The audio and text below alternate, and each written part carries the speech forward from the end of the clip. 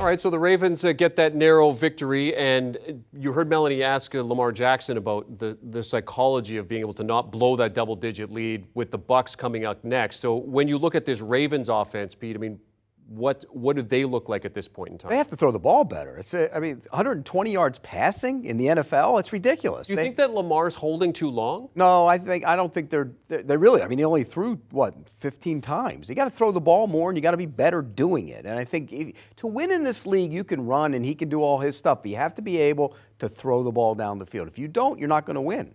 And so they've had people come back on them. Put them away. If you put them away by throwing the football, then you don't have to worry about it. So that's the biggest hurdle for the Ravens right now. They have to be better throwing the football. What do you think about this offense, Jamie? Well, I mean, you're still getting, working guys through some injuries. So I don't know how much Mark Andrews, missed 2 days of practice with a knee injury. How much was that a problem today? How much was, just working Gus Edwards back in and not knowing what was going to happen with J.K. Dobbins just going out? Rashad Bateman's been out for the last several weeks. He comes back. Ronnie Stanley's been in and out, so the offensive line's been still a little bit of a work in progress. But this is still, Lamar Jackson wants that big deal, right? He wants to get paid the mega $1 million contract, which he clearly deserves.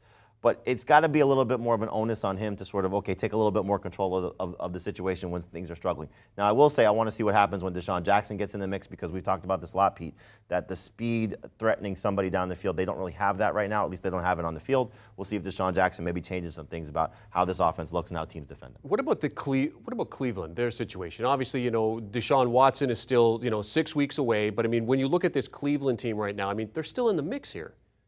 They're still in the mix, yes, but can they survive until Deshaun Watson gets back in Week 13? Question. So Jacoby Brissett got off to a good start. Yep. He's done a couple of nice things, but he's Jacoby Brissett. And it's not all on him. I mean, the offensive line's had some problems. We saw Patrick Queen a few times in the backfield there. Just, it seemed like he was anticipating the play.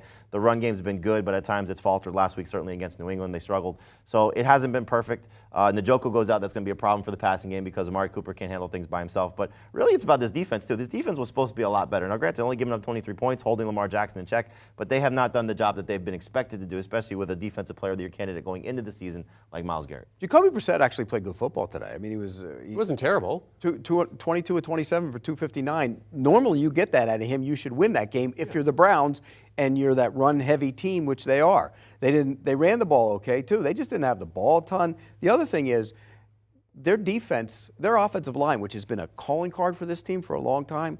They struggled today. 5 sacks. No Wyatt Teller also. Yeah, the 5 sacks of the Ravens, who aren't a great pass rushing team. It's either a really good sign for the Ravens defense going forward or a really bad sign for the offensive line of the Browns. But still, Ravens get the narrow victory.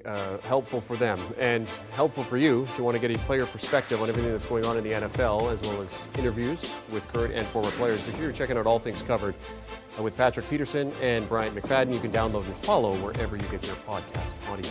Do you want a sports network that delivers everything that matters about the game? The highlights, the picks, the instant analysis, no yelling, no fake debates, no politics. Hit the subscribe button and never miss a moment.